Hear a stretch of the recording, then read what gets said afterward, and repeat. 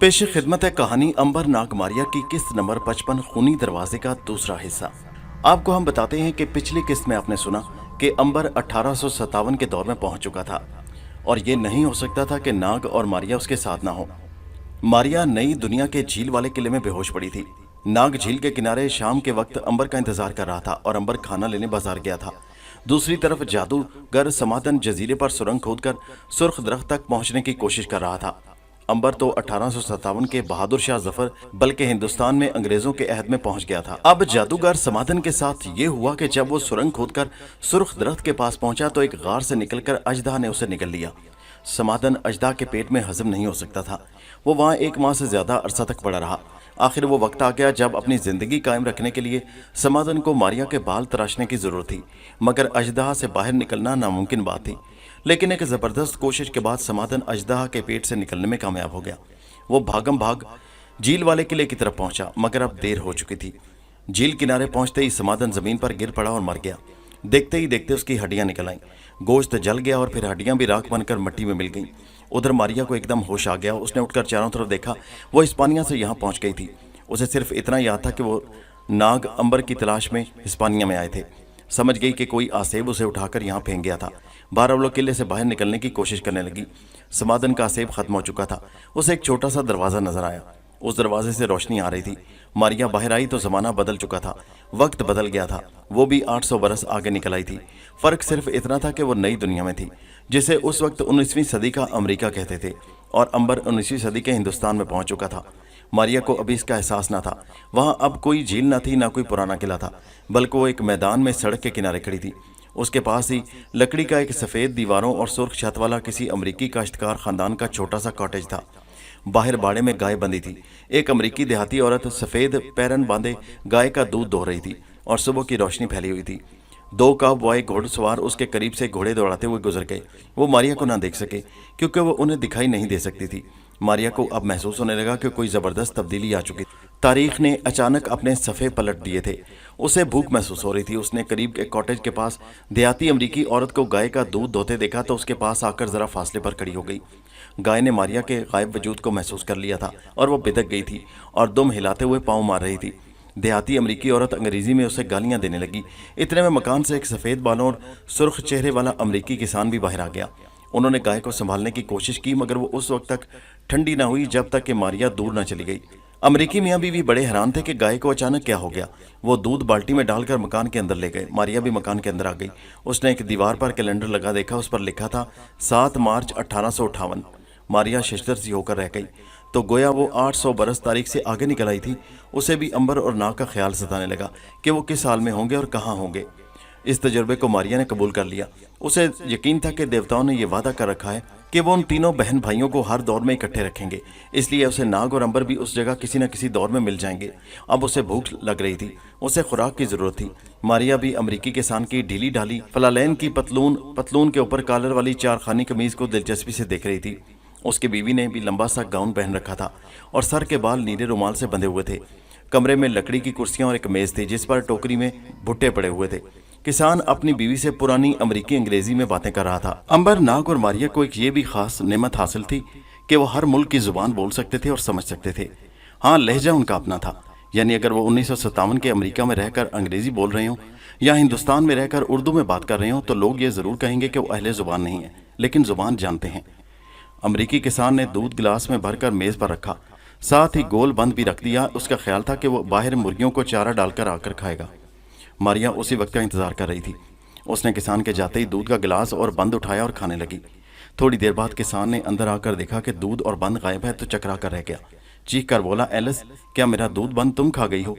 बीवी बाहर से चिंगाड़ी, तुम्हारा दिमाग खराब हो गया क्या अहमक आदमी? मैं तो एक पल के लिए अंदर नहीं गई। किसान सर पीट कर बोला, तो फिर यहाँ को जरूर कोई भूत आ गया है। बीवी ने जल कर बाहर से कहा, तुमसे बढ़कर और कौन भूत होगा यहाँ? मारिया हंसती रही और दूध के साथ बंद खाती रही। फिर वो मकान से निकलकर बाहर खेतों में आ गई। वो आराम करना चाहती थी। एक जगह खेतों में उसे पुराना सा स्टोर दिखाई दिया। उसमें जानवरों के लिए घास के गट्ठे पड़े थे। मारिया उन घास के गट्ठों के दरमियान लेटकर सो गई। अब मारिया को 1857 के अमेरिका के गांव में छोड़ते हैं और नाग की खबर लेते हैं कि वो किन हालात में कहाँ पहुँच गया। नाग ने अंबर को खाना लेने भेजा था। वो उसका इंतजार कर रहा था। शाम हो गई थी, बल्कि रात का अंधेरा फैल चुका था। उसे अचानक नींद आने लगी। उसने अपने आप को सोने से बहुत रोका, मगर गनूदगी ने उस पर जैसे हमला कर दिया। उसकी आंखें अपने आप बंद हो रही थीं। नाग की आंखें अपने आप बंद हो गईं और वो सो गया। नाग की आंख खुली तो वो अपने आप को बेहद ताज़ा दम महसूस कर रहा था, लेकिन वो जैसे काफ़ी देर तक सोता रहा। उसने जब उठकर चारों तरफ देखा तो एक बार अंबर और मारिया की तरह वो भी चक्कर खाकर रह गया, क्योंकि वहां भी फिजा और ज़मीन बिल्कुल बदल चुकी थी। ना वहां झील थी, ना किला था, ना वो रात थी। उसके सर पर धूप चमक रही थी, उसे गर्मी महसूस हो रही थी। वो उठकर एक दरख्त के साए में चला गया। या खुदा, ये मैं कहां से कहां आ गया। वो हक्का बक्का होकर चारों तरफ तकने लगा। जहां वो खड़ा था वहां दरख्तों के झुंड थे। ये दरख्त टालियों के थे। जरा परे खेत में एक किसान हल चला रहा था। उसके सर पर पगड़ी थी, जिस्म पर लंबा खद्दर का कुर्ता और नीचे उसने नीली धोती पहन रखी थी। नाग ने उसके पास जाकर सलाम किया और पूछा कि ये कौन सा मुल्क है। किसान ने हल रोक लिया और पंजाबी जुबान में बोला, पुत्र तुम किस मुल्क से आए हो, जो तुम्हें यह भी मालूम नहीं कि तुम मुल्क हिंदुस्तान के सूबा पंजाब में हो। हिंदुस्तान, पंजाब? नाग ने हैरानी से पूछा। किसान बोला, तुम कहाँ से आए हो? नाग उसे क्या जवाब देता कि वो कहाँ से आया है। उसने एक ठंडी आ भरी और जमीन पर बैठ गया। फिर अपने आप से बातें करने लगा। अंबर कहाँ होगा, मारिया कहाँ होगी, ये मैं कहाँ से कहाँ आ गया। किसान उसे परेशान देख रहा था। नाग ने पूछा, ये सन कौन सा है? किसान ने कहा, अप्रैल 1857 का सन है। खैरियत तो है? तुम बीमार लगते हो, ठहरो मैं तुम्हें दूध पिलाता हूँ। किसान दूध कटोरे में भर कर ले आया। नाग ने दूध पिया, किसान का शुक्रिया अदा किया। किसान ने कहा, तुम पंजाबी किसी दूसरे लहजे में बोलते हो, तुम कहाँ के रहने वाले हो? नाग ने कहा, बाबा मैं अर्ज कर सकता हूँ, तुम नहीं समझ सकोगे कि मैं कौन हूँ और कहाँ से आया हूँ। किसान ने कहा, तुम कुछ कहो तो मैं समझने की कोशिश करूंगा। नाग बोला, अच्छा तो फिर यकीन करो कि मैं एक रात में 800-900 बरस आगे की दुनिया में आ गया हूँ। अभी कुछ देर पहले मैं 800 बरस पहले हिस्पानिया में था, 7 समंदर पार की नई दुनिया में था। क्या तुम यकीन करोगे? किसान ने अपने माथे पर उंगली मारकर कहा, अफसोस तुम कोई पागल लगते हो। या अल्लाह रहम कर, कितना खूबसूरत जवान पागल हो गया है। नाग हंस पड़ा। बाबा मैं पागल नहीं हूँ। अच्छा तुम ये बताओ कि इस मुल्क का बादशाह कौन है? किसान ने कहा, बादशाह तो दिल्ली के लाल किले में बैठा है, उसका नाम बहादुर शाह जफर है। वैसे यहाँ पंजाब में अंग्रेज सिक्का चलता है। नाग ने पूछा, क्या यहाँ कोई शहर करीब है? किसान ने कहा, हाँ, पंजाब का दारुल हुकूमत लाहौर यहाँ से 10-15 कोस के फासले पर है। लाहौर? लाहौर? नाग मुंह ही मुंह में बुड़बुड़ाने लगा। पंजाबी किसान दिल में अफसोस करने लगा कि बेचारा कोई पागल नौजवान है। उसने नाग को तसल्ली दी और कहा कि वो लाहौर शहर जाकर किसी हकीम से अपना इलाज कराए। नाग ने उसका शुक्रिया अदा किया और लाहौर शहर की तरफ चल पड़ा। मारिया 1857 के अमेरिका के एक गांव में खेतों में बने हुए घास के स्टोर रूम में घास के गड्ढों के बीच सो रही है। अंबर गाजीपुर से दिल्ली की तरफ जा रहा है और नाग शाहराए आजम पर पंजाब के एक गांव से लाहौर की तरफ चला जा रहा है। सबसे पहले हम अंबर के साथ चलकर देखते हैं कि उस पर क्या गुजरती है। जैसा कि आपने तारीख में पढ़ा होगा कि अप्रैल 1857 का ज़माना वो ज़माना था जब हिंदुस्तान में गदर यानी अंग्रेज़ी गलबे और जुल्म के खिलाफ आवाम में बगावत का लावा अंदर ही अंदर पक रहा था। फिर ये लावा 1857 का गदर बनकर उबल पड़ा। इसे अंग्रेज़ों ने गदर कहा, लेकिन तारीख नवीस इसे जंगे आज़ादी के नाम से याद करते हैं। उस वक्त हिंदुस्तान की ये हालत थी। जब अंबर दिल्ली की तरफ नीम पुख्ता सड़क पर पैदल जा रहा था तो सारे मुल्क पर अंग्रेज़ों का ज़बरदस्त असर था और बादशाह बहादुर शाह जफर की हुकूमत सिर्फ दिल्ली शहर में ही थी। अगरचे अंबर पर मौसमों का इतना ज़्यादा असर नहीं होता था, लेकिन फिर भी हिंदुस्तान के उस इलाके की गर्मी अंबर के जिस्म पर असर डाल रही थी। उसने देखा कि मोतियों का हार भी उसके पास नहीं था, खुदा जाने झील में ही किसी जगह रह गया था। उसने जेब टटोली तो उसका हार एक जेब के कोने में पड़ा मिल गया। अंबर ने सोचा कि चलो इसी से ही कुछ गुजर औकात हो जाए। चलते चलते वो एक कुएं के पास पहुंचा। यहाँ एक सवारी खड़ी थी जिसके आगे घोड़े जुते हुए थे। अंबर ने सवारी वाले से पूछा, भाई मुझे भी दिल्ली ले चलोगे? सवारी वाले ने झुक कर पूछा, मियाँ साहबजादे तुम्हारे पास किराए के पैसे हैं? अंबर ने कहा, दिल्ली पहुँच कर दे दूंगा। सवारी वाले ने हंस कर कहा, नौजवान दिल्ली में तुम्हारे बाबा रहते हैं? अंबर ने जेब से मोती निकाल कर कहा, चाचा मेरे पास तो यही एक मोती है, दिल्ली चलकर इसे बेचूंगा और तुम्हें तुम्हारा किराया अदा कर दूंगा। सवारी वाले को मोतियों की पहचान नहीं थी। उसको अंबर पर तरस आ गया। बोला, चलो यार गाड़ी में बैठ जाओ, तुम भी क्या याद करोगे कि इस रईस से पाला पड़ा था। अंबर गाड़ी में सवार हो गया। उसी गाड़ी में दिल्ली का एक हिंदू जौहरी भी सफर कर रहा था। उसने अंबर के हाथ से मोती लेकर गौर से देखा तो अशश कर उठा। ऐसा कीमती मोती सारी जिंदगी उसकी नजरों से नहीं गुजरा था। हैरान होकर अंबर से पूछने लगा कि ये मोती वो कहाँ से लाया। अंबर भला उसे क्या जवाब देता, यूं ही कहने लगा, ये मुझे एक बुजुर्ग ने तोहफे में दिया था। हिंदू जौहरी ने कहा, तुम मुझसे इसकी कीमत ले लो। बोला, 100 रुपये अदा कर दूं अभी? अंबर ने कहा, 100 रुपये कितने होते हैं? वो बेचारा पहली बार रुपये का नाम सुन रहा था। गाड़ी में बैठे दूसरे मुसाफिर ताज्जुब से अंबर को देखने लगे। वो समझ गए कि हिंदू लाला अंबर से धोखा कर रहा है। मोती बड़ा ही कीमती है। एक मुसाफिर जो मुसलमान था और जिसका नाम खुदा बख्श था कहने लगा, लाला जी इस बेचारे को लूटने की कोशिश ना करो, ये मोती तो हजारों रुपए का मालूम होता है। हिंदू जौहरी तुनक कर बोला, तो मियाँ तुम दे दो 1000 रुपये अपने पल्ले से। खुदा बख्श कहने लगा, ठीक है, मैं इसे दिल्ली पहुंचकर खरीद लूंगा। उसने अंबर से कहा, बेटा मेरे साथ दिल्ली में मेरे घर पर चलो, मैं तुम्हें इसकी पूरी पूरी कीमत अदा कर दूंगा, मैं तुम्हारा किराया अदा किए देता हूँ। खुदा बख्श ने अंबर का किराया अदा कर दिया जो वो पैसे बनते थे। ये खुदा बख्श अच्छी पक्की उम्र का था। दिल्ली में वो कश्मीरी दरवाजे के बाहर नान बेचता था। बड़ी गरीबी में अपने बाल बच्चों का पेट पाल रहा था, मगर था बड़ा ईमानदार शख्स। वो अंबर को लेकर अपने घर आ गया। अंबर ने यहाँ गुस्ल किया। खुदा बख्श ने उसे सादा कपड़े पहनने को दिए और उसे लेकर सराफा बाजार में आ गया। यहाँ एक मुसलमान जौहरी को मोती दिखाया तो उसने अंबर से कहा, नौजवान तुम्हें ये मोती कहाँ से मिला? अंबर ने वही जवाब दिया कि उसे एक बुजुर्ग ने तोहफा दिया है। जौहरी ने सर हिलाकर कहा, भाई ये तो बड़ा ही कीमती शाही मोती है, मैं तुम्हें इसके ज्यादा से ज्यादा 50,000 रुपये दे सकता हूँ। आज से 125 बरस पहले 50,000 रुपये 5 लाख के बराबर थे। अंबर पर कोई असर न हुआ क्योंकि उसके दिल में रुपए पैसे की कोई मोहब्बत नहीं थी। हाँ अलबत्ता खुदा बख्श नान भाई ने 50,000 का सुना तो उसके पांव तले की जमीन निकल गई। झट बोला, दे दो सेठ, हमें मंजूर है। जौहरी ने 50,000 रुपये अदा कर दिए। खुदा बख्श ने सारी रकम अंबर के हवाले कर दी और उससे कहा, ये उसकी अमानत है, बस उसमें से वो सिर्फ 2 पैसों का हकदार है जो उसने अंबर को सवारी के लिए बतौर कर्ज दिए थे। अंबर ने खुदा बख्श नान भाई के घर आकर कहा, बाबा मेरे लिए ये रकम बेकार है, हाँ जब कभी ज़रूरत पड़ी तो तुमसे आकर ले लिया करूँगा, तुम इसे मेरी अमानत समझकर अपने पास रखो, लेकिन एक बात तुम्हें माननी होगी। खुदा बख्श ने पूछा, वो कौन सी बात? अंबर बोला, मैं खुश होकर इसमें से आधी रकम तुम्हें देता हूँ। खुदा बख्श रुपये लेने पर हरगिज़ तैयार न हुआ, लेकिन जब अंबर ने बेहद इसरार किया और कहा कि वो इन रुपयों से अपने कारोबार को बढ़ाए और बाल बच्चों की मदद करे तो खुदा बख्श राजी हो गया। अंबर ने खुदा बख्श से मुल्क का सारा हाल मालूम कर लिया। उसे ये भी पता चला कि मुल्क पर अंग्रेज़ों का गलबा है। बहादुर शाह जफर बेचारा बस नाम का बादशाह है और लोगों में अंदर ही अंदर अंग्रेज़ों के खिलाफ बगावत के ख्यालात उठ रहे हैं। खुदा बख्श को अंबर ने अपने बारे में कुछ ना बताया। उसे सिर्फ नाग और मारिया का इंतजार था। उसे यकीन था कि वो दोनों भी उसके साथ ही हिंदुस्तान आ चुके होंगे, लेकिन कहाँ और किस शहर में होंगे, किस हाल में होंगे, ये उसे मालूम नहीं था। और इसी बात की अंबर को खोज थी, तलाश थी।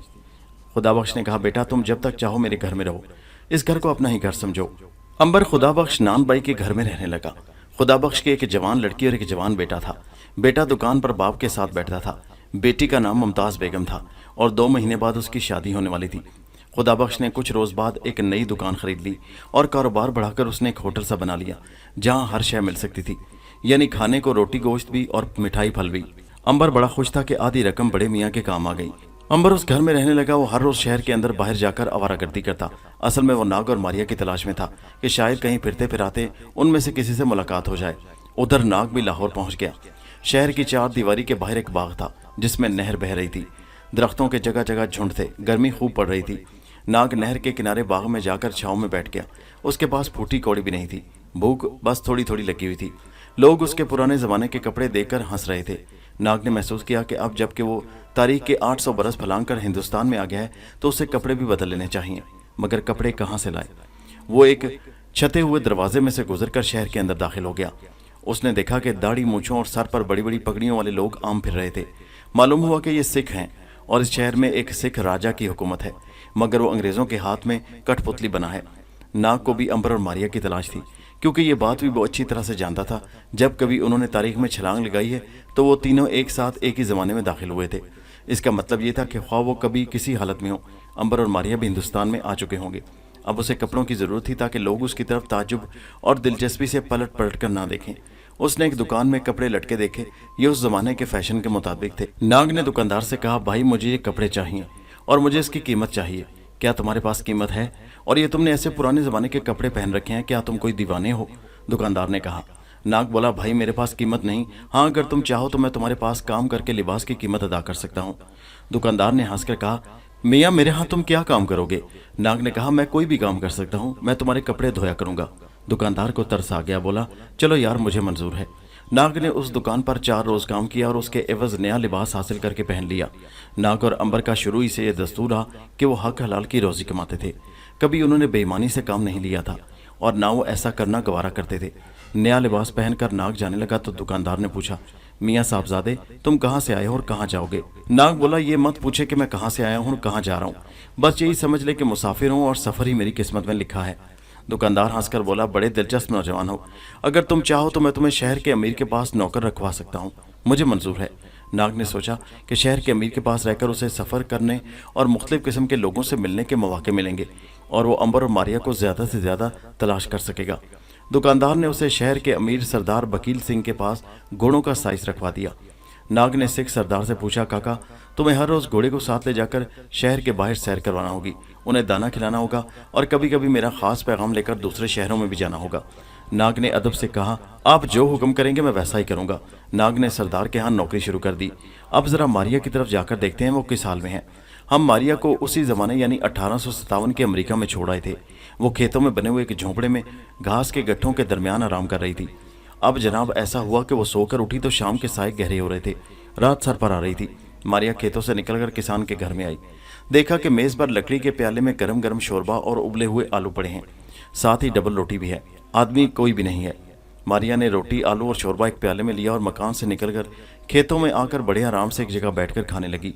किसान ने अंदर आकर देखा कि एक डबल रोटी, कुछ आलू और थोड़ा सा शोरबा प्याले के साथ गायब है तो वो उछल पड़ा। जोर से चिंघाड़ा, एलएस की बच्ची, डबल रोटी, आलू और शोरबा फिर गायब हो गया है। उसकी गोल मटोल बीवी भागती हुई अंदर आई और परेशान होकर मेज़ को तकने लगी, जहाँ से आलू, रोटी और शोरबे का एक हिस्सा गायब था। मगर सिवाय वो लड़ने झगड़ने के और क्या कर सकते थे। मारिया ने बड़े सुकून से खाना खाया और उसी झोंपड़े में जाकर लेट गई।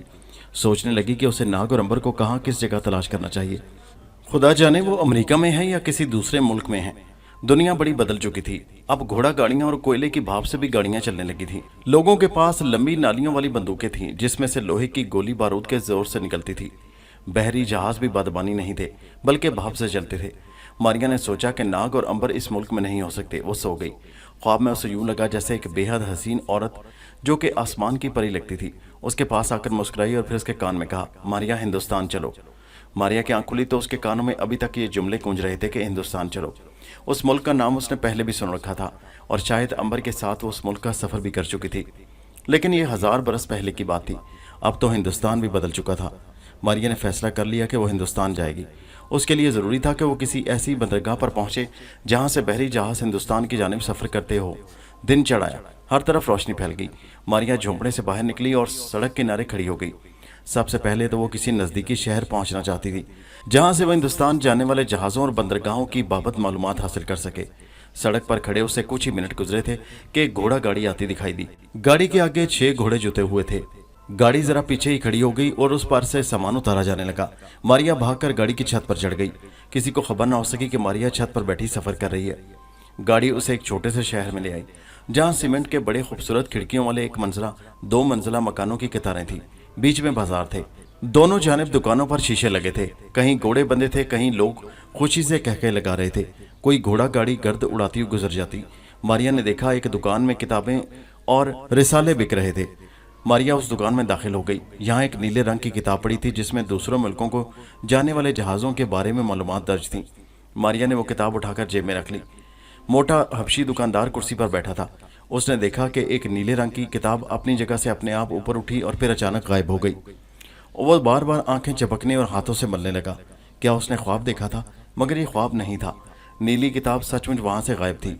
बस वो वहीं सर कुजाता रह गया, क्योंकि वहां एक भी गाहक नहीं था जिस पर वो चोरी का इल्जाम लगा सकता।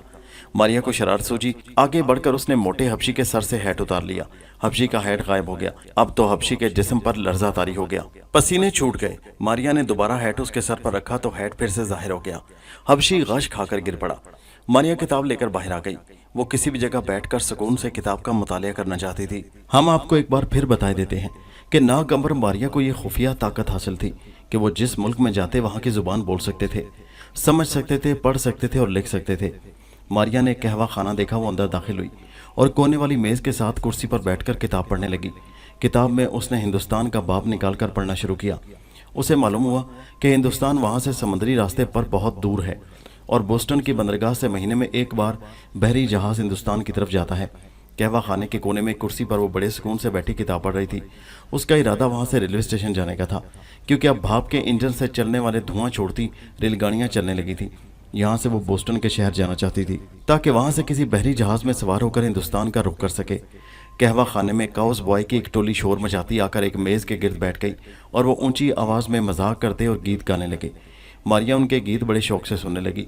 एक किसान गिटार बजा रहा था, दूसरे मेज पर तबला बजाते गा रहे थे। इतने में 4 गुंडे कमरे में पिस्तौलें लटकाए, च्युइंगम चबाते, गर्दन खुजाते, जमीन पर पांव मारते अंदर दाखिल हुए और कहवे का आर्डर देकर काउंटर पर खड़े हो गए। उन्हें ये बात नागवार गुजरी कि किसान लड़के के गीत क्यों गा रहे हैं। एक गुंडे ने पिस्तौल निकालकर हवाई फायर किया और चीखा, बंद करो ये बकबक। किसान एक लम्हे के लिए तो खामोश हो गए, फिर गिटार बजाने वाले ने गाना शुरू कर दिया। बस फिर क्या था, गुंडों का तो पारा चढ़ गया। एक गुंडा आगे बढ़ा, पाँव की ठोकर से कुर्सी उल्टाई और किसान लड़के के हाथ से गिटार छीनकर तोड़कर फेंक दी। ये काउस भाई यानी किसान लड़के बेचारे कमज़ोर से थे और गुंडों का मुकाबला नहीं कर सकते थे, क्योंकि वो जानते थे कि उन गुंडों के लिए कत्ल कर देना कोई बड़ी बात नहीं है। फिर भी एक किसान लड़के ने हिम्मत करके कहा, हम अपने गाँव का गीत गा रहे हैं। गुंडे ने पिस्तौल उसकी तरफ तान दिया, अगर तुमने फिर गीत गाया तो तुम्हारी लाश फर्श पर पड़ी होगी। किसान लड़के ने बड़ी बहादुरी से कहा, मुझे अपने वतन के गीत गाने से कोई नहीं रोक सकता, और उसने गीत गाना शुरू कर दिया। उसके साथ ही गुंडे की पिस्तौल से गोलियां निकलीं और धमाके के साथ किसान लड़के के सीने से पार हो गईं। वो बेचारा खून में लथपथ होकर गिरा और मर गया। दूसरे लोग उसकी मदद को आए तो गुंडों ने पिस्तौलें चलाकर 2 गाहकों को भी वहीं ढेर कर दिया। उन्होंने अपनी पिस्तौलें जेब में डालीं और फातिहाना अंदाज से चारों तरफ देखा, फिर कहवा पीने में मशगूल हो गए।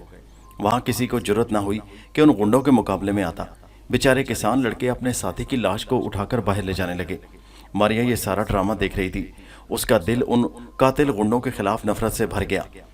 मारिया ने फैसला किया कि उन गुंडों से बेगुनाह लोगों के कत्ल का जरूर बता लेगी।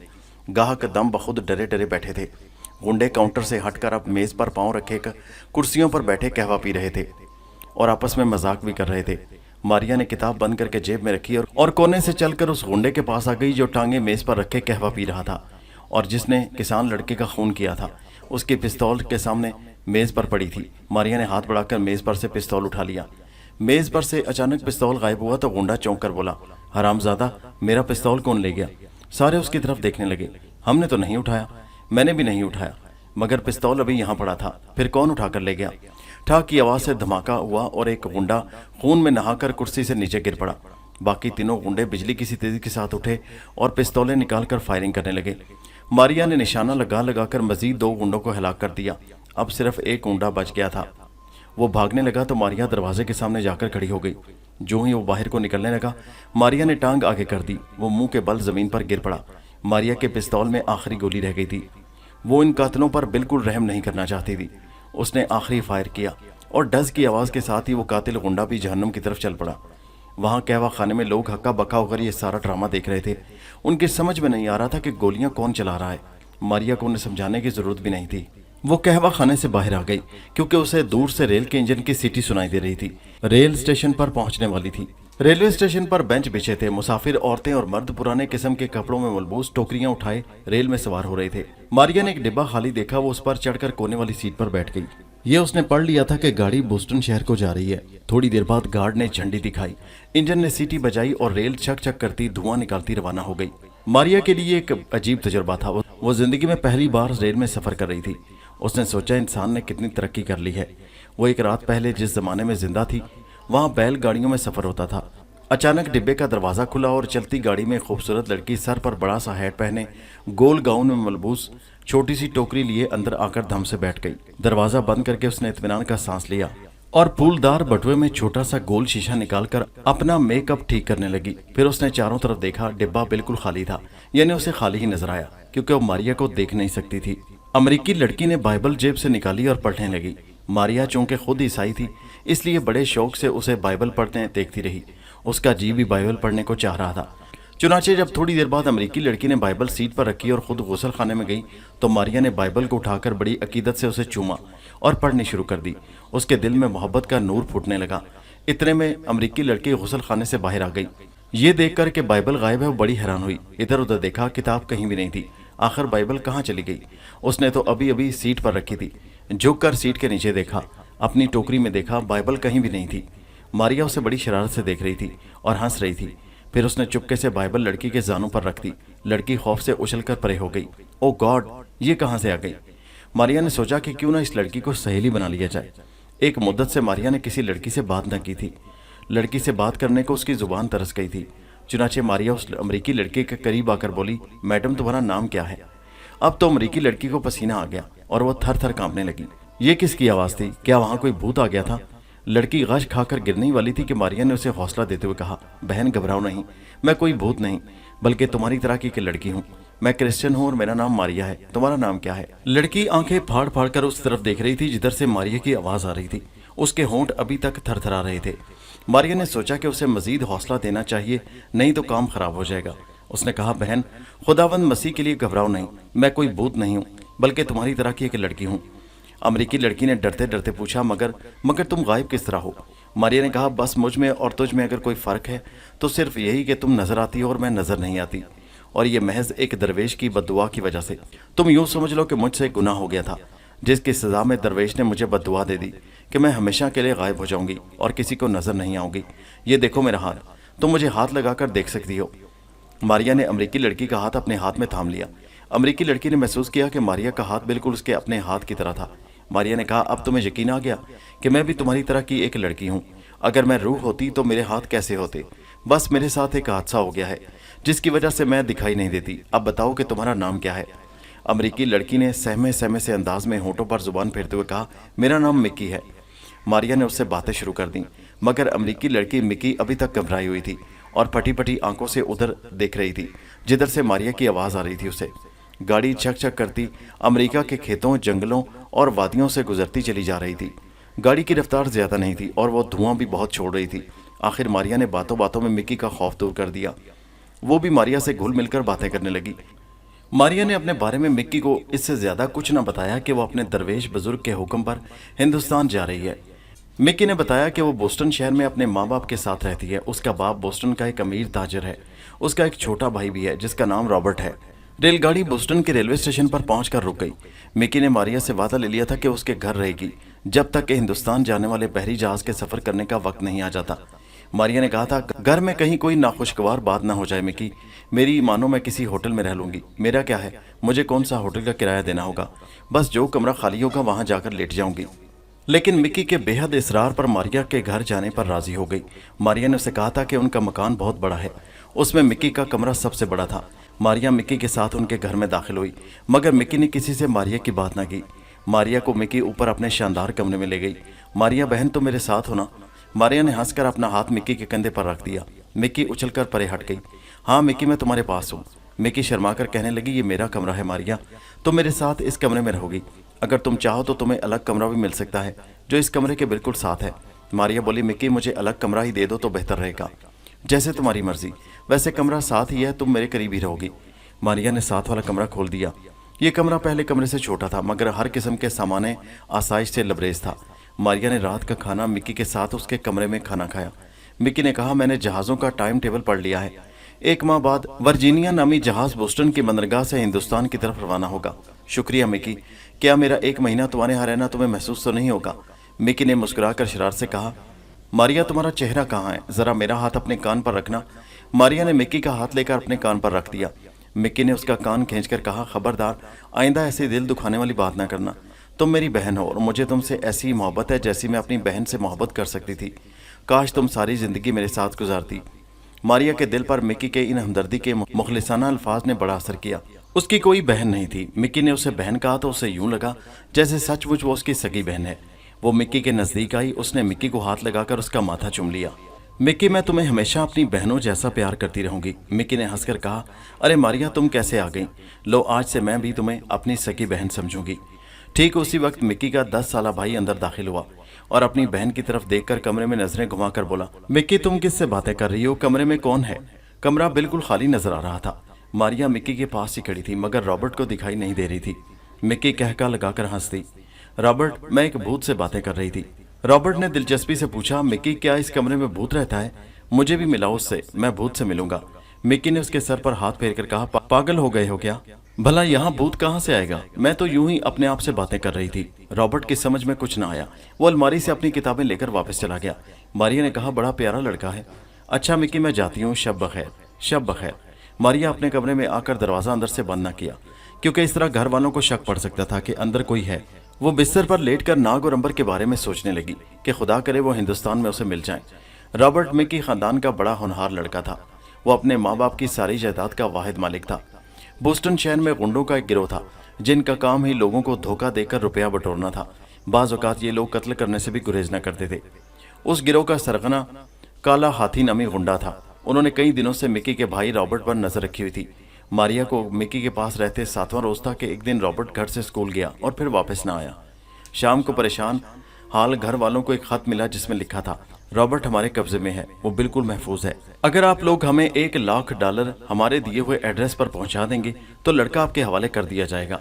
अगर आपने रुपए ना पहुंचाए और पुलिस को इतला कर दी तो रॉबर्ट की लाश के टुकड़े एक बक्स में डालकर आपके घर पहुंचा दिए जाएंगे। फकत काला हाथी। खत पढ़कर रॉबर्ट के माँ बाप और मिकी एक दूसरे को तकने लगे तो गोया उनका लखते जिगर गुंडों बल्कि कातिलों के हत्थे चढ़ गया था। रॉबर्ट की माँ ने रोते हुए अपने खाविंद से कहा, जेम्स, खुदा के लिए मेरे बच्चे को उन कातिलों से बचाओ, उन्हें $1,00,000 अदा कर दो। रॉबर्ट के बाप ने कहा, मैं अभी $1,00,000 रॉबर्ट पर कुर्बान करने को तैयार हूँ, लेकिन इस तरह से उन गुंडों का हौसला बढ़ जाएगा और हर किसी के बच्चे को अगवा करते फिरेंगे और जब किसी ने रकम अदा ना की उसके बच्चे को कत्ल कर देंगे। मेरा तो ख्याल है कि हमें पुलिस को भी इतला कर देनी चाहिए। मिकी की माँ ने खाविंद का दामन थाम कर कहा, ऐसा ना करना, मेरे बच्चे की जिंदगी खतरे में पड़ जाएगी, कसम खाओ कि तुम ऐसा नहीं करोगे।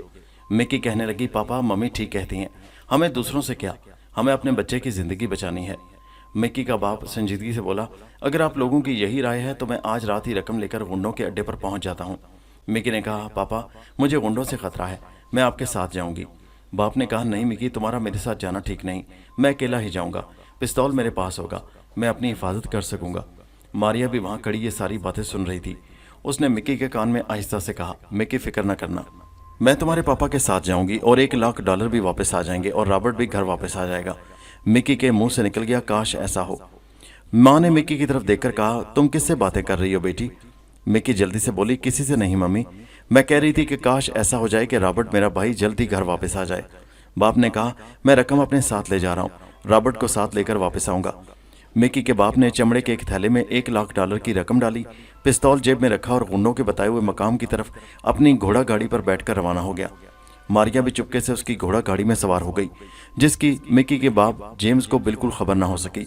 चलते वक्त मिकी ने इस खतरे का इजहार किया था कि अगर मारिया रकम भी ले आई और रॉबर्ट को भी बचा कर ले आई तो गुंडे उसके खानदान के दुश्मन बन जाएंगे और उस खानदान को तबाह बर्बाद कर देंगे। मारिया ने कहा था, मिकी मैंने इसका इलाज भी सोच रखा है, वहाँ जिस कदर भी गुंडे होंगे उन सबको हिलाक करने के बाद यहाँ आऊंगी ताकि ना रहे बांस और ना बजे बांसुरी। और मिकी मारिया का मुंह तकती रह गई जो उसे नजर नहीं आ रहा था। घोड़ा गाड़ी $1,00,000 रॉबर्ट का पापा और मारिया को लिए गुंडों के ठिकाने की तरफ भागी चली जा रही थी। दोस्तों, ये कहानी जारी है, इसका अगला हिस्सा नेक्स्ट वीडियो में मुलाहिजा कीजिए, जिसका लिंक इसी वीडियो के नीचे डिस्क्रिप्शन में मौजूद है। उस पर क्लिक कीजिए और पहुंच जाइए इसी कहानी के अगले हिस्से पर। और हमारे चैनल हैदर वाइस को सब्सक्राइब जरूर कीजिए। शुक्रिया।